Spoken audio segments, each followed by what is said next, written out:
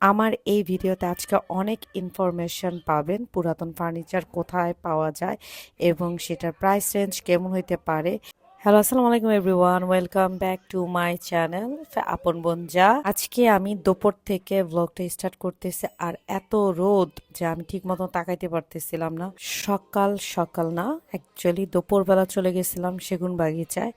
ওখানে বলে অনেক পুরাতন জিনিস পাওয়া যায়। তো আমার সাথে সাথে আপনারাও দেখেন এটার প্রাইস কেমন। তো এখানে চলে আসছি প্রাইসটা দেখতে। অবশ্য আমার একটা পুরাতন খাটও দরকার ছিল। তো এখানে আমি এত কিছু দেখছি যে আপনারা সব কিছু পাবেন এই জায়গায় আসলে। অবশ্যই আপনারা দামাদামি করে কিনবেন এবং আমার ফার্নিচার কোয়ালিটি দেখে অনেক ভালো লাগছে, কোয়ালিটিগুলো খুবই ভালো ছিল। আমি খাটটার দাম জিজ্ঞেস করছিলাম, এটার দাম 40,000 টাকা চাইছে। এটা সেগুন কাঠের। এখানে আমি একটা খাওয়ার টেবিল দেখছি, এই খাওয়ার টেবিলটা আমার খুব পছন্দ হয়েছে। মানে 35,000 টাকা দাম চাইছে, কিন্তু আমি ইউটিউবে আর একটু রিজনেবলের মধ্যে দেখছিলাম। বাট কোয়ালিটি আমার কাছে খুবই ভালো লাগছে, যে জিনিসপত্রগুলো দেখতে খুবই সুন্দর লাগছে এবং অনেক ইউনিক জিনিসও কিন্তু আপনারা গেলে এখানে পাবেন।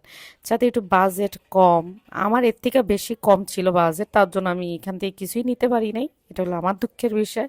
বাট এখানে জিনিসপত্রগুলো খুবই ভালো ছিল, আমার কাছে মনে হয়েছে একেবারে খুব যে লো কোয়ালিটির তাও না, আর হাই কোয়ালিটির ছিল, মিডিয়াম কোয়ালিটির ছিল। বাট আপনারা চাইলে কিন্তু এখানে দেখে শুনে বুঝে কিন্তু কিনতে পারেন। এই ডিভাইনটা আমার কাছে 8,000 টাকা চাইছিল।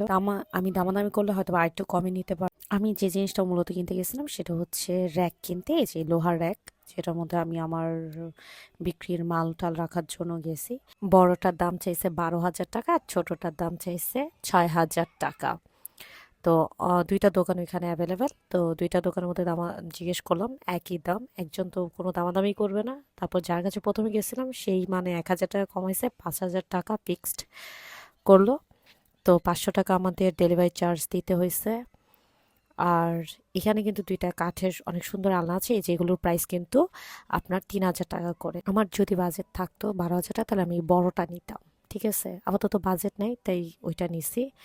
আর এখন তো আমি বাসায় চলে আসলাম। তো আমার রুমের অবস্থা, রুমটা এখন আমার আলনা আসবে, তারপর আমি এগুলো আবার গুছানো শুরু করব, আমি আর আমার বোন মিলে। এই তো আমি রান্নাঘরে চলে গেছি। এই তো আগের দিনের গরুর মাংস ছিল, গরম করতেছিলাম, প্রচুর ক্ষুধা লাগছে তার জন্য। আর এখানে আমার বোন বাচ্চাদের জন্য খাবার নিতেছে, অনেক লেট হয়ে গেছে সবার খাওয়া দাওয়ায়। অবশ্যই আমার অবস্থা খুবই খারাপ, কেউ কিছু মনে করবে না, কারণ বাইরের থেকে আসছি। আর যাদের আমার মতন মাইক্রো ওভেন নেই, তারা এরকম গরম পাতিলার মানে পানি দিয়ে এরকম করে গরম করে নেবেন। আমি খিচুড়ি গরম করতেছিলাম। তো যাদের আমার মতন আমার ওভেন আছে বাট মাইক্রো ওভেন নেই, তারা এই কাজটা করে নিতে পারেন, অনেক সুন্দরভাবে গরম হয়ে যাবে। ঠিক আছে, এটা আমার শাশুড়ির কাছ থেকে শেখা। আর এই তো গরুর মাংস কিন্তু অনেক সুন্দরভাবে গরম করা হয়ে গেছে, এখন আমি খাবো ইনশাল্লাহ। আমি আবার দেখি খাবার গরম করতে করতে আমার আবার র্যাক চলে আসছে, মানে ভ্যানালা ফোন দিছে। তো সে এটা দিয়ে গেল, এই দেখেন এটার ফুল লুক, এটাই আমার 5,000 টাকা নিছে। সবাই অবশ্যই কমেন্টস করে জানাবেন যে আমার এটা আমি জিতছি কিনা আর ঠকছি।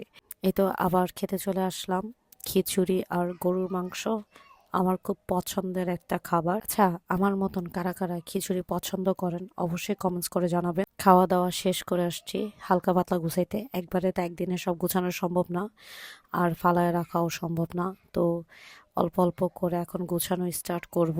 আমি আর আমার বোন দুইজন মিলা গুছাইতেছিলাম, দুইজন মিলা সবকিছু করতেছিলাম, ও দিতেছিল আর আমি রাখতেছিলাম। আর তার ফাঁকে ফাঁকে কথা বলতেছিলাম, কারণ একসাথে এত কাজ কিভাবে করবো তাই বুঝতেছিলাম। আজকে এত কাজের চাপ ছিল যে আমার বোন বললো যে বাইরে থেকে নাস্তা নিয়ে আয়, তারপরে বাইরে চলে গেলাম।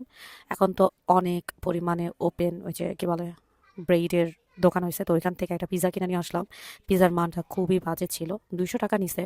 বাট আমার কাছে কেন জানি ভালো লাগে নাই, ওদের সব কিছুর মধ্যে মনে হয় এক রকমের উপাদান দিয়ে তৈরি করে। আমার মনে হয় পিৎজাতেও যা দিছে তাও একটা ব্রেডের মধ্যেই দেয়, ওদের একটা খাবারও আমার কাছে ভালো লাগে না।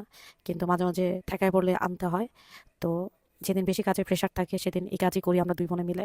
আপনারাও কি এই কাজ করেন অবশ্যই কমেন্টস করে জানাবেন। আর আপনাদের যদি আমাদের দুই বোনের ব্লগ যদি ভালো লেগে থাকে অবশ্যই একটা লাইক এবং সাবস্ক্রাইব করতে ভুলবেন না। আল্লাহ হাফেজ, দেখা হবে ইনশাল্লাহ নেক্সট ভিডিওতে।